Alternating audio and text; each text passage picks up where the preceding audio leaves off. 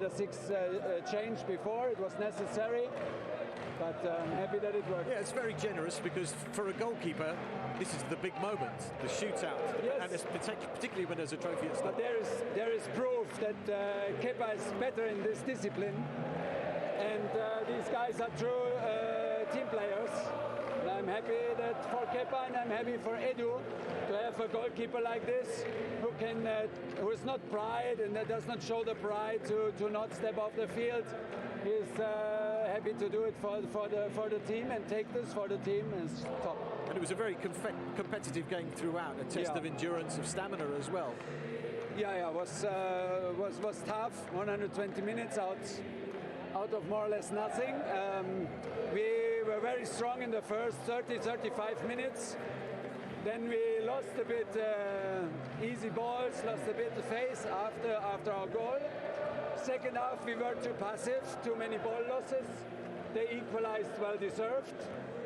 Right after we conceded the goal, was very strong again. Just right until the end. We invested, I think, more until the 120th minute. We deserve to win, and it's a good one.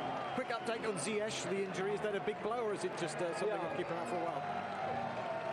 Yeah, if you take a player out during the first half, it's serious, and unfortunately, because he was a very decisive player for us in the last games.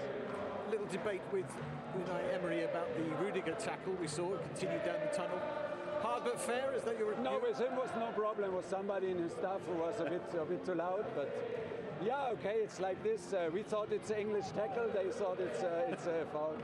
And the impact now, because the Premier League starts Saturday, is it going to be winning helps, surely? Mentally a good one, physically the worst thing that could happen. We have to play Saturday afternoon, but victory in the trophy helps to regenerate, and we have to be careful now. Well done, thank you very much. Not one goalkeeper, but two goalkeepers, with Kepa and Edouard Mendy here.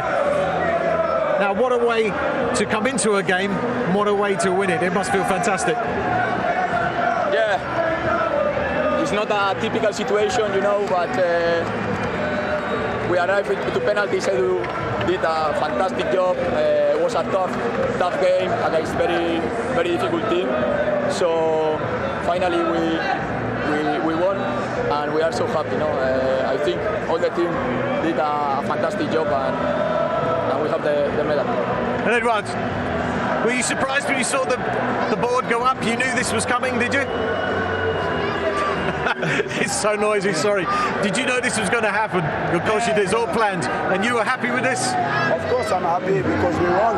And we worked for that, for the success. And I knew since last year, if Kepa come on the pitch, he will help the team. So he did today, and I'm really happy with Kepa. So you were mentally prepared, because when you stepped out, you hadn't touched the ball until the second penalty. Yeah, it's not the normal situation, like as I said before, but I was ready because I knew that this can happen, and I try to be ready mental and physically. And Thomas is very proud of you both, because he says this shows the teamwork and the collective spirit in the Chelsea camp right now. Yes, it's a teamwork, it's a team effort, and when you play for Chelsea, you play for success, for title, and we did today together, and we are happy. You need to take that picture with the two of you together. Congratulations, all the best. Thank you guys. Shoulder injury for Ziyech aside, it really has been pretty much a perfect evening for Chelsea tonight. Look, Rio there, reminiscing. Just look at them lift the trophy. Memories, eh?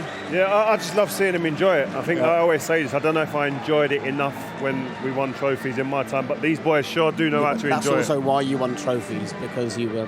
Yeah, no, I love seeing it. I love seeing them do that. Enjoy it as much as you can. Yeah. Let's just go through the sort of the story of the penalties. But before we do that, there's something that you want to just mention, because you know the process they go through back at Cobham. Well, it's a process that Kepa really took on board. So it looked to me like when a Villarreal player had scored against Kepa, he didn't disengage and his job was done. He made sure he got the ball and give it to his own teammate to take the next penalty. So there's no skullduggery. You see some players, goalkeepers, boot the ball away. So that would make your own teammates walk longer. And then when the Villarreal player got the ball, Kepa went to had the ball in his hand, and he's given it to him. Overstepped the mark at times and got booked, but he'd get in their face, maybe delayed it, dropped the ball down. All these little psychological things. And also when Havertz missed the penalty, if you notice, all the Chelsea players as one went and got him and brought him back into the group. You know, just all these little psychological things and the minute details of a penalty shootout. And Kepa was excellent. He was on point with everything. It's interesting, isn't it, from up here, just watching these, what seem like small, nuanced moments, but when you add them all up, they make a genuine difference to the result.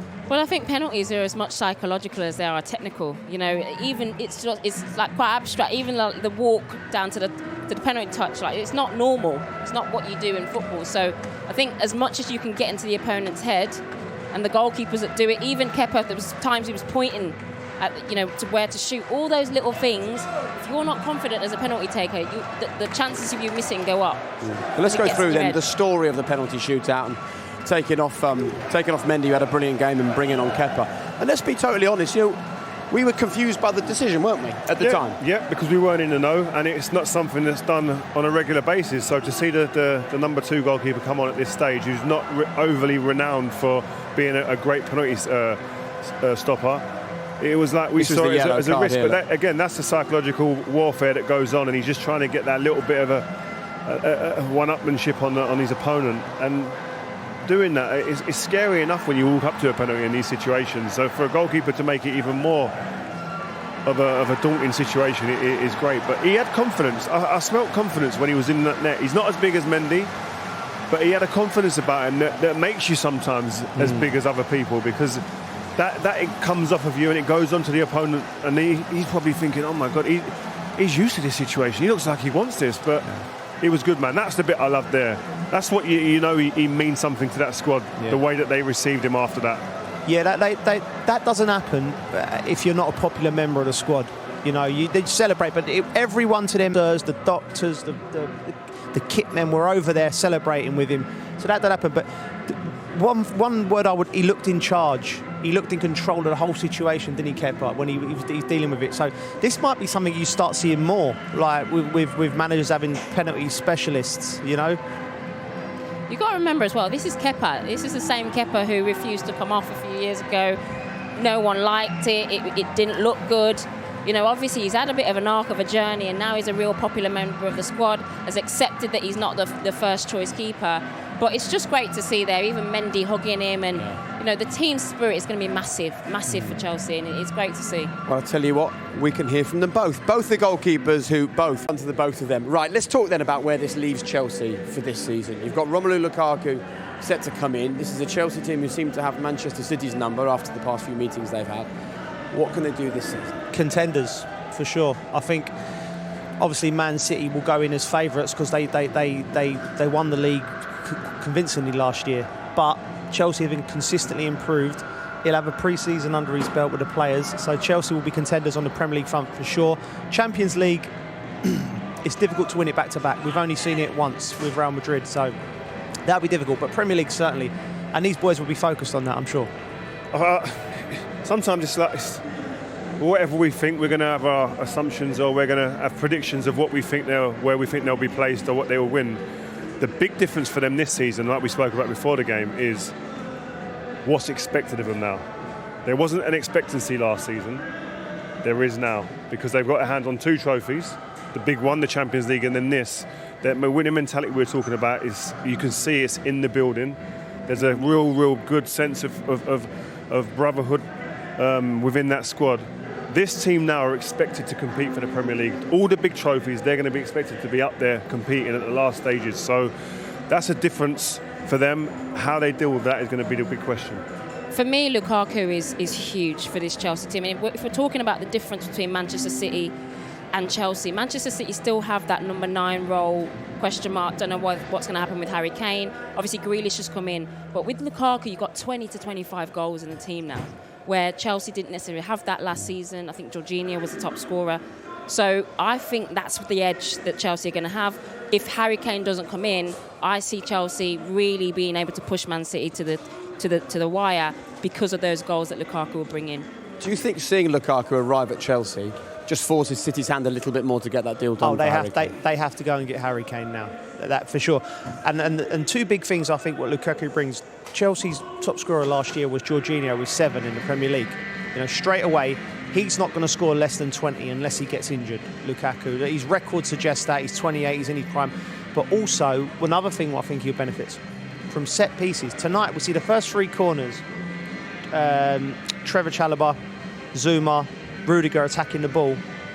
You add Lukaku plus Havertz. Chelsea are going to be a real threat from set pieces, and they're building this team into a team where you can't see no weaknesses. You are not going to out-physical them. You can't outrun them. And Chelsea now, they're passing it, they're moving it. I can't see no weaknesses. Yeah, I think they're going to be up there. I do believe that, but I think they've got to get a good start as well. Yeah. I think Man United will be wanting to be in that argument as well. I think they will be. Liverpool, they haven't. How do we know that he had to much. drop in Manchester United just before we go off there? He just had to. When you sign Sancho and you sign Varane, they're in the game. Right, we'll find out. We'll find out. I think it's the law that before you leave, you have to have a pint of Guinness when you've been to Northern Ireland. So we better go and. I'll beat you to the bar. We shall see. Thank you very much for joining us. Here goes what we hope is a great season of football on BT Sport, and it started with a win for Chelsea. Good night.